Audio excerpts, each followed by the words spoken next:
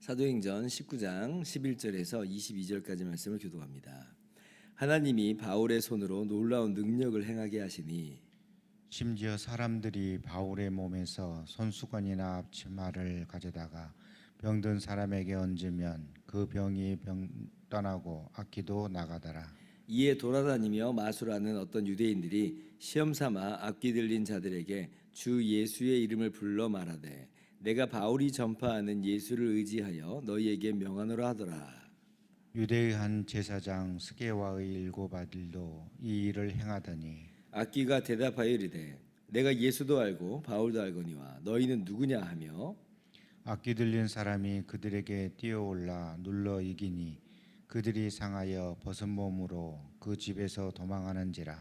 에베소에 사는 유대인과 헬라인들이 다 이 일을 알고 두려워하며 주 예수의 이름을 높이고 믿은 사람들이 많이 와서 자복하여 행한 일을 알리며 또 마술을 행하던 많은 사람이 그 책을 모아 가지고 와서 모든 사람 앞에서 불사르니 그 책값을 계산한즉 은 5만이나 되더라. 이와 같이 주의 말씀이 힘이 있어 흥왕하여 세력을 얻으니라. 아멘. 할렐루야.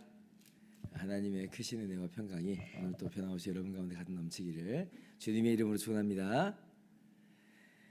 바울 사도께서 에베소에서 약 3년 동안 복음 사역을 감당을 했는데요. 이때 에베소에 놀라운 부흥의 역사가 일어나게 됩니다. 9절부터 우리가 보게 되면 바울 사도께서 두란노 서원에서 날마다 강론했다 그래요. 그러니까 매일같이 말씀을 전한 거예요. 아주 열심히 있는 사역이죠. 이런 열심히 있는 사역으로 인해서 에베소에도 부흥이 일어나는데 이 에베소의 부흥이 그 지역으로 이제 막 흘러 넘치는 겁니다. 아시아 지방에 있는 모든 사람들이 다 주님의 말씀을 들었다 그래요. 어저께도 제가 잠깐 말씀드렸지만 이 에베소는 아시아 지방의 이 지방 수도입니다. 지방 행정 구역이 아시아예요. 그러니까 이 아시아는 오늘날 튀르키예 이 서남부 지역입니다. 그 아시아 지방의 이 지방 수도가 바로 에베소인데, 그러니까 이제 오늘날도 뭐 지방 수도라 그러면 아무래도 행정의 중심지니까 사람들이 좀 오고 가기 마련이고, 또 그리고 에베소라고 하는 도시 자체도 이제 컸어요. 한 50만에서 70만 정도 되는, 오늘날로 따지면 큰 도시는 아니지만 이제 그 당시로는 이제 아주 큰 대형 도시죠. 그러니까 이제 장사하는 사람들도 많이 오가는 사람들의 왕래가 있는 그런 상황이에요. 그러니까 에베소에서만 복음을 전했거든요. 그런데 에베소에서 복음을 전하는데 사람들이 그 지역 사람들이 이제 오고 가니까 오고 가면서 그 하나님 말씀을 듣는 거예요. 그 중에서 예수님 믿는 사람이 나오고 또 그 사람이 이제 자기 동네에 돌아가서 거기서 말씀을 전해요. 그래서 그곳에서 교회가 세워지는 놀라운 역사까지도 이 에베소 사역 가운데 있게 되는 겁니다. 우리가 이제 신약 성경 중에 골로새서라고 우리가 잘 알고 있는데, 이 골로새서가 골로새에 있는 교회잖아요. 그 교회에게 편지를 보낸 건데, 근데 이 골로새 교회는요 바울이 세운 교회가 아니에요. 근데 바울이 이제 편지를 씁니다. 이제 왜 이제 약간의 접촉점이 있는 거냐면, 골로새가 바로 이 아시아 지방에 있는 도시예요. 아시아 지방에 있는 도시인데 골로새 출신인 에바브라가 아마 바울이 복음을 전하는 이 에베소의 사역 가운데서 회심을 한 것처럼 보여요. 그리고 그 에바브라가 자기 동네인 골로새에 가서 복음을 전했고 말씀을 가르쳤고, 그렇게 해서 골로새 교회가 세워진 것으로 거의 모든 성경학자들이 다 그렇게 이야기를 합니다. 그러니까 에베소의 붕의 역사가 일어나요. 에베소에서의 붕의 역사가 이 지역 아시아 지역으로 막 흘러 넘치는 거예요. 자, 얼마나 놀라운 붕의 역사인지 모릅니다. 20절 보니까 이와 같이 주의 말씀이 힘이 있어 흥왕하여 세력을 얻으니라. 그러니까 하나님 말씀이 이렇게 쭉쭉 뻗어나가는 이 모습을 보면서 막 가슴이 좀 벅차오릅니다. 우리를 통해서, 우리 교회를 통해서 이러한 붕의 역사가 일어나기를 기대하는 거예요. 이 양주 이 땅에 우리는 뭐 양주에서 복음을 전하는 사람들이니까 양주에서 이런 복음의 역사가 일어나고, 이러한 복음의 역사가 우리 주변에 우리 지역 가운데 흘러넘치고, 나아가서 한국에도 이런 붕의 역사가 동일하게 일어나고 흘러넘치게 된다면 얼마나 이게 참 기쁜 일입니까? 얼마나 가슴 벅찬 일이에요. 우리가 꿈꾸고 우리가 바라는 것은 바로 이러한 붕의 역사죠. 하나님의 말씀이 흥왕하게 되는 것, 이것이 바로 우리의 동일한 소망인 줄 믿습니다. 이러한 부흥이 이 땅 가운데, 우리 가운데 일어나기를 기도하고 기대하는 우리 모두가 되었으면 좋겠습니다. 자, 이러한 이 부흥의 역사는요, 심지어 이제 놀라운 기적을 동반하기도 합니다. 오늘 에베소에서 그랬어요. 11절 말씀 보니까 하나님이 바울의 손으로 놀라운 능력을 행하게 하시니, 바울 개인의 능력이라는 얘기 아니에요. 주원은 하나님입니다. 하나님이 하셨다는 거예요. 하나님이 바울의 손을 통해서 바울을 도구 삼아서 이 놀라운 이 기적과 또 표적을 또 나타내 보여주셨다라고 하는 겁니다. 얼마나 놀라운 일이 있냐면, 심지어는 바울의 손수건이나 앞치마를 가져다가 병든 사람에게 얹었는데도 그 병든 사람이 낫기까지 하는 그런 일이 있게 된 거예요. 이게 이제 일전에 한번 있었죠. 이 예루살렘에 또 마찬가지로 하나님 말씀이 흥왕하여 세력을 얻을 때, 부흥의 역사가 일어났을 때 베드로를 통해서 또 이런 일을, 놀라운 일을 이루시죠. 그래서 병자들을 데려다가 병자들이 요에 누인 병자들을 데려다가 베드로가 지나갈 때 그림자라도 덮일까 해서 이제 그렇게 하는 거예요. 그렇게 해서 기적이 일어났다는 거예요. 치료 역사가 일어났다는 거예요. 병든 사람들이 치료함 받고 귀신 들린 사람들이 그 귀신이 쫓겨나가는 그런 놀라운 역사가 예루살렘 부흥 가운데 베드로를 통해서 있었는데, 지금 에베소의 부흥 가운데 이 바울의 손을 통해서 하나님께서 놀라운 일을 이루셨다. 우리 한국 교회도 그랬죠. 1980년대, 뭐 옛날에도 그랬지만 1980년대 교회가 폭발적인 그 성장의 시기를 이룰 때에 그때 기도원도 참 사람들이 많이 갔어요. 근데 왜 기도원에 갔냐면 이제 병원에서나 어디에서나 소망이 없는 거예요. 그럼 이제 붙잡을 수 있는 건 이제 하나님밖에 없으니까 기도원 가가지고 살려달라고 자신의 연약한 모습, 병든 모습을 아뢰면서 기도를 한 겁니다. 근데 그때 참 치료의 역사들이 많이 일어났어요. 그리고 저도 사실은 그 1980년대 기도원에서 병 나은 사람 중에 한 명, 저도 기적을 체험한 그 사람 중에 한 명이에요. 그러니까 그러한 이 기적의 역사가, 붕의 시기에 일어났던 그 붕의 기적의 역사가 오늘 에베소에서 일어났다는 거죠. 그러면 뭐 이때만 일어나는 것이겠느냐 할 때 우리가 동일하게 기대할 수 있다는 거예요. 하나님 붕의 역사를 이루어 주시옵소서. 또 붕의 역사 가운데 우리의 연약한 모습들, 우리의 교우들의 연약한 모습들, 그 질병들, 아픔들 주님 치료하여 주시옵소서라고 할 때 분명히 주님께서는 그때도 일하신 것처럼 오늘도 주님의 뜻 가운데 이루실 것입니다. 우리가 좌지우지할 수 있는 건 아니에요.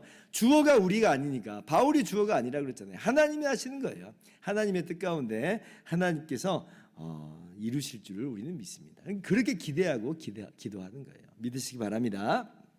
근데 이제 이걸 또 너무 미신적으로 오해하지 말라고 또 오늘 그 뒤에 하나의 에피소드를 기록을 해놨죠. 유대 스게와의 7 아들의 이야기를 했습니다. 이 사람들이 바울을 통해서 놀라운 일이 일어나는 걸 보니까 이게 좀 궁금하기도 하고 자기들도 뭔가 좀 이걸로 뭔가 이용해 먹을 수 있을까 싶어가지고 이제 이 축기 현상을, 축기 사역을 이제 한번 해보는 거예요. 그래서 바울이 전파하는 예수를 의지하여, 그러니까 빙자해서 얘기하는 거죠. 정말 예수님 믿어서 하는 말이 아니에요. 자기들은 예수님 믿지도 않는데, 근데 바울이 믿는 예수, 바울이 전하는 예수의 이름으로 귀신을 한번 쫓아내보면 나갈 것 같아가지고 한번 한 거예요. 근데 나가겠어요? 안 나가죠. 그러니까 미신적으로 이건 이용을 한 거죠. 그러니까 바울의 손수건이나 앞치마를 갖다가 놓으면 치료만 받으니까 그 자체로 이 신비한 힘이 내재되어 있는 것으로 생각하고, 예수의 이름이면 믿는 사람이든 안 믿는 사람이든 그 자체로 무슨 신비한 힘이 있는 것처럼 생각하고 그렇게 한 거예요. 옛날에 구약의 이스라엘 백성들이 언약궤 그 자체가 무슨 신비한 힘이 있는 줄 알고 그거 들고 전쟁에 나갔다가 졌잖아요. 그러니까 믿지도 않는데 이제 그런 일을 한 거죠. 이 스게야의 7 아들도 바로 그런 일을 했다. 그래서 근데 이제 그래서 귀신 쫓겨나는 게 아니라 오히려 그 귀신 들린 사람이 이 스게야의 7 아들을 제압해 버리는, 그래서 부끄러운 일을 당하는 그런 일이 있었습니다. 그러니까 이걸 또 미신적으로 오용하거나 오해하지 말라는 것을 또 아울러서 이렇게 말씀을 한 거예요. 왜냐하면 우리 사람은요, 우상 공작이거든요. 우리 아내가 이 타락한 죄성은 날마다 우상을 만들어내기 바빠요. 옛날에 중세 카톨릭이 그래서 성자들의 유물을 가지고 뭐 그게 신비한 힘이 있는 것처럼 그거 숭배하고 있었거든요. 그거 모시고 있었어요. 근데 오늘날도 현대 로마 카톨릭은 그 흐름에서 크게 벗어나 있지 않아요. 그러니까 사람의 마음은 항상 모든 걸 그냥 우상화시키고 미신화시키는 그러한 속성이, 타락한 속성이 있어요. 그래서 오늘 말씀 보면서 또 무슨 손수건, 그럼 목사님이 손수건을 이렇게 축복하고 그 손수건 얹으면 낫는다, 이런 식으로 신앙생활 하지 말라는 거죠. 우리는 하나님이 하시는 것인 줄 알고 주님을 믿는 믿음 가운데 기대하면서 기도하는 거지, 미신적인 그러한 어떤 역사를 기대한 사람들은 아니다. 우리가 주의를 해야 됩니다. 자, 그리고 이제 마지막 보면 이 부흥의 이 역사의 전형적인 이 하나의 특징이 소개가 되고 있죠. 이제 그게 뭐냐면 이러한 회심의 역사가 이 반드시 이 삶으로 나타난다는 거예요. 회심의 결과가 수반이 돼요. 말로만, 어떤 무슨 생각으로만 그치는 게 아니라 실제 행동이, 실제 삶이 변화되는 역사가 이 에베소의 부흥 가운데 있게 됩니다. 18절 이하를 보면 사람들이 많이 와서 예수님 믿고 자복하고 회개하죠. 그리고 19절을 보니까 이렇게 기록되어 있어요. 또 마술을 행하던 많은 사람이 그 책을 모아가지고 와서 모든 사람 앞에서 불사르니 그 책값을 계산한 즉 은 5만이나 되더라. 마술을 했던 사람들도 예수 믿은 거예요. 엄청난 부흥의 역사가 일어난 거죠. 그럼 이제 자기가 이제 그동안 애지중지 소장해왔던 그 책들이 있을 거 아니에요. 마술 책들이 있을 거 아니에요.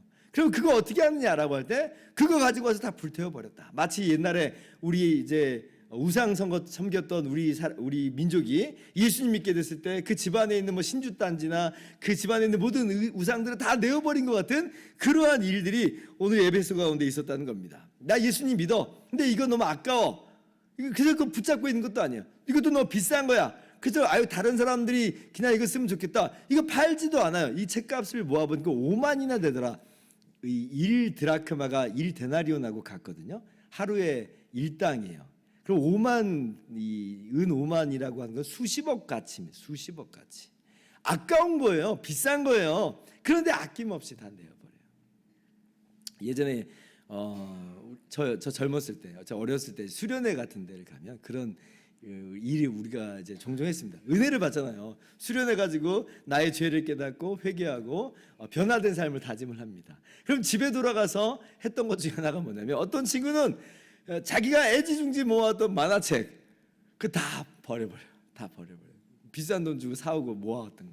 어떤 사람은 음반 카세트 테이프 그거 맨날 그거 듣고 살았는데 다 버렸어요. 만화책이나 뭐 카세트 테이프 음악이 나쁘다는 게 아니라 내가 거기에 빠져 있으니까 중독되어 있는 것처럼 보이니까, 중독은 아니더라도 주님보다는 그게 더 사랑스럽고 좋으니까 거기에 몰두되어 있었거든요. 근데 예수님의 그 은혜를 체험하고 나선 이제 나는 주님만 사랑하겠습니다 라고 이제 다 그런 것들을 버렸던 일들이 문득 오늘 말씀 보니까 기억이 나더라고요. 18세기에 영국의 부흥의 시절이 있었을 때도 마찬가지였어요. 조지 히필드와 존 웨슬리에 의해서 하나님께서 부흥의 역사를 그 땅 가운데 일으키셨을 때 술집이 장사가 안 돼요. 술집이 장사가 안 돼. 사람들의 삶이 구체적으로 변하는 거예요. 심지어 술집이 닫아요. 왜 닫았냐면 그 집 주인이 집회 갔다가 회심을 했어요. 예수님 믿고 나 이제 술집 안 한다고 써붙여 버리는 거예요. 술집이 문을 닫아요. 20세기 초에 웨일즈에서 다시 한번 부흥이 있을 때 마찬가지죠. 이 거리의 술집과 당구장에 사람들이 모이질 않아. 텅텅 비어요. 누가 가지 말라고 한 게 아니라 다 깨닫고 그런 모든 이 관습들을 다 버리고 주님을 사랑하는 마음으로 가득 채워졌던 그런 부흥의 강력한 이 결과들이 나타난 거예요. 삶의 모습이 바뀝니다. 변화됩니다. 이게 진짜 부흥이에요. 이러한 강력한 부흥의 역사가 에베소에서 있었구나. 그래 이러고 끝나는 게 아니라 주님 이런 에베소의 부흥의 역사가 하나님 오늘 이 땅 가운데 우리 교회 가운데 일어나기를 소망합니다. 이것이 오늘 우리의 기도가 되어야 될 것이에요. 그리고 우리가 그렇게 기도하면서 기대하면서 나아갈 때 하나님께서는 하나님의 때에 놀라운 부흥의 역사를 이 땅 가운데 이루실 줄을 믿습니다. 기도하겠습니다.